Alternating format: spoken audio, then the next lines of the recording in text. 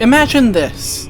You have a brand new miniature to build and thousands of spare bits, but not even one of them is giving you the effect that you're looking for. Instead of spending more money on kits and bits that you don't need, let's have a look at something a little closer to home. Today I'll be using household trash to upgrade the standard Necron warrior into a terrifying metal monstrosity straight out of your grimdark fantasies. This is Cursed Crusader Arts. Here is our Necron warrior, straight from the Getting Started with Warhammer magazine, and this was the companion to the Crimson Fist Intercessor that was featured in my very first YouTube video. Now over 1,000 subscribers later, I want to complete the circle and use what I've learnt to make a terrifying monstrosity. To do this, I want to learn a bit more about the Necron history, and understanding the very basics of their lore shows us how the Necron tier were a cursed race, born under a fearsome, scourging star, which uncaringly drove their evolution forth with atomic winds and plasma storms, who could not conquer the curse that had been encoded into their bodies. To survive travelling through space, they used stasis crypts and slow-burning torch ships clad in living metal. They became jealous of the long lives that the old ones they encountered enjoyed, and then the Necron tier waged war against them. But despite their superior technology, they were consistently outmaneuvered by the old ones, thanks to their mastery of the webway portals. Eventually, star gods, we now know as the Catan, made themselves known, and after entering into a pact, the Necron tier found their cursed flesh replaced with living metal in imitation of their gods, free to pursue their vengeance against the old ones and uncaring universe. With this story of living metal and cursed flesh, my mind wandered to the art created by H.R. Giger, which shows grim visions of flesh and metal twisted together in disturbingly organic shapes that are distorted and bent out of proportion into mind-bending alien shapes, yet also strangely familiar. In sense, these images, like the history of the Necron tier, is as tragic as it is disturbing. Turning to my miniature, I want to show some of these elements that the lore and Giger's art display.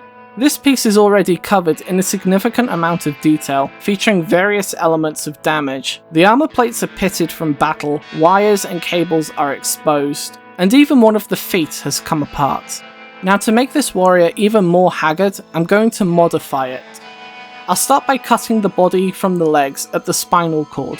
This is going to give us the opportunity to add a pin to bend and twist the torso to whatever position we want. This can be done with any Necron warrior, and is quick, easy, and effective to get the most from these metal husks. Next, I want to damage this Necron even more. I cut the arm supporting the Gorse Flayer at the elbow, giving me two separate parts. The idea here is that whoever is fighting this Necron fired and hit the elbow joint. The hand still holds the weapon in an iron grip, hanging limply as wires trail from it. Likewise, the upper arm is still attached to the shoulder. Finally, I remove the central beam of the Gorse Flayer.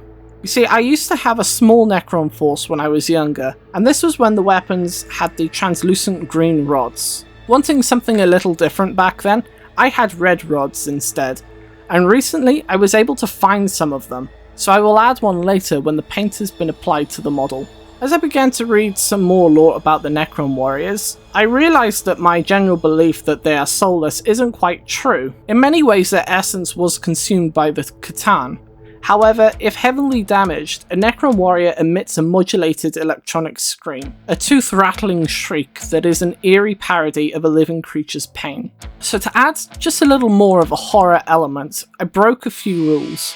I cut away the lower part of the Necron's jaw, and I replaced it with the lower jaw of a human skull from the coveted box of skulls.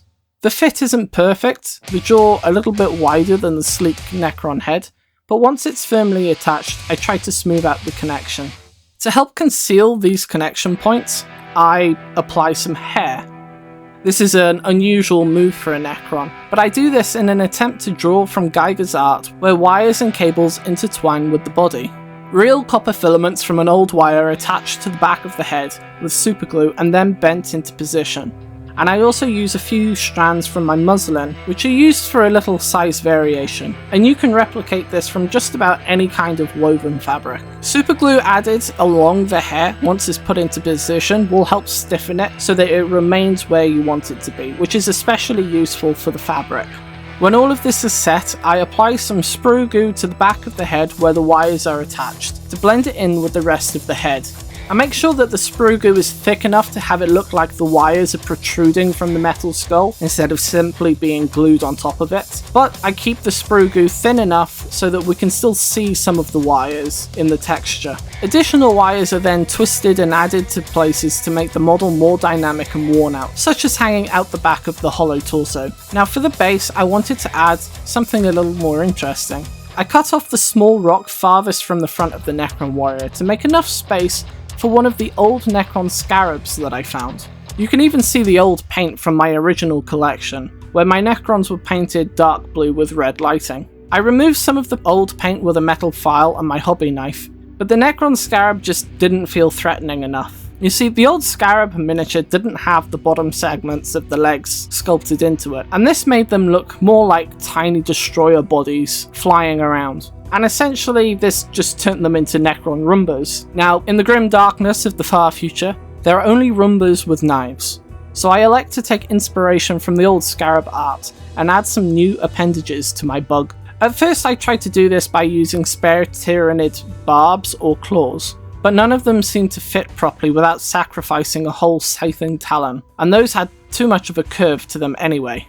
Instead, I found these dental flossing hooks, complete with a toothpick on the bottom end, and this is perfect. I cut out 6 of them, and after losing 3 of them, I cut out a few more, and then began the very fiddly process of cutting them to size and shape, and supergluing these parts to my Scarab.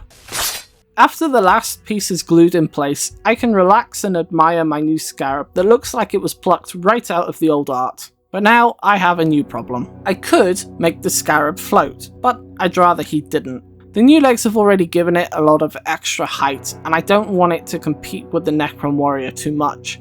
Instead, I'm going to use this orange rock that looks oddly similar to a peanut. This makes the Scarab look like it's scuttling over the rock, letting the legs hang over the side.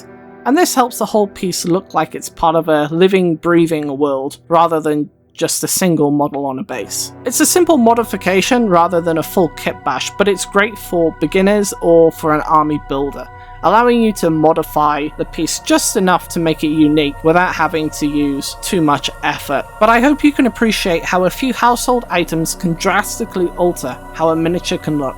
I have begun painting this model, and if it all goes well, I will be streaming tomorrow at 1 PM GMT, where I'll be doing more painting, so be sure to subscribe and stop by.